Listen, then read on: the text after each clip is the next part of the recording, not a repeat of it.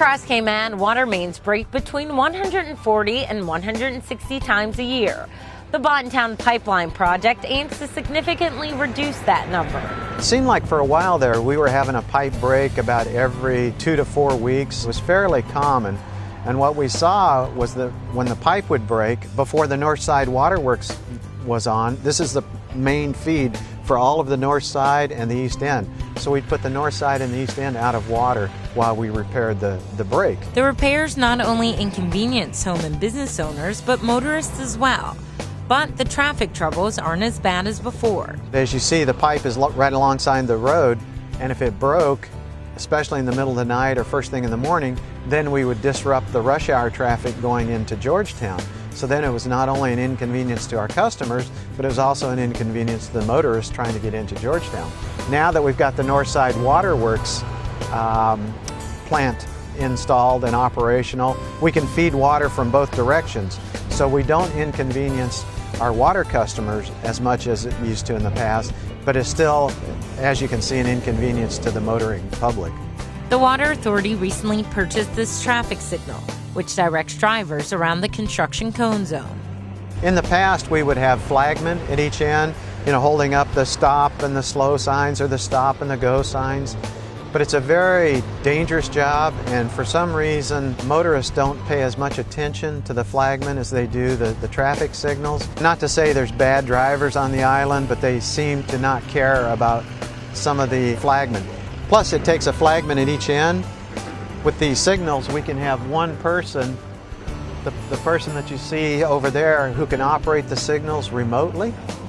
And so one person can operate both signals, and so we have a reduced labor force as a result. They're not in danger of traffic or anything else. It's a much safer way to do it, and like I said, only takes one person instead of two.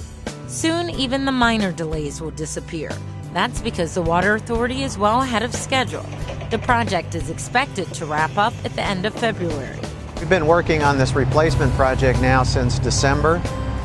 And basically we're replacing it from the cemetery in Bodden Town down to Kipling Street, which is the area where we've had the most breaks.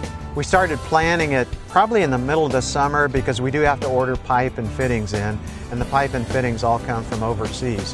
So we do have to plan these projects well in advance so we can make sure we have all the materials to do the job properly.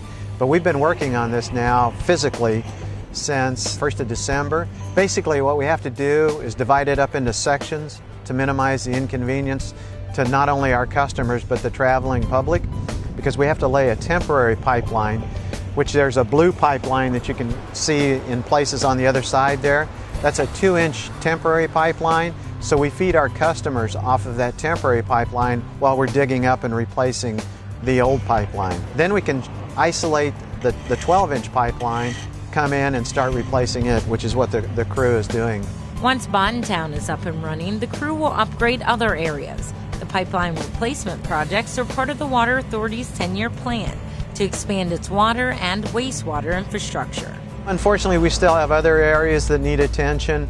After this crew finishes here, then we'll move them to Selkirk Drive and work on upgrading and replacing the pipe there. The problem there is we not only have breaks, but the pipe now is too small to serve all of the developments that are going in there. So we need to increase the size of that pipe. After we finish there, then we need to go down to South Church Street and South Sound, because the pipe there is too small to serve all the developments that are going in there. So we have a 6-inch pipe there, and we'll increase that to a 12-inch pipe.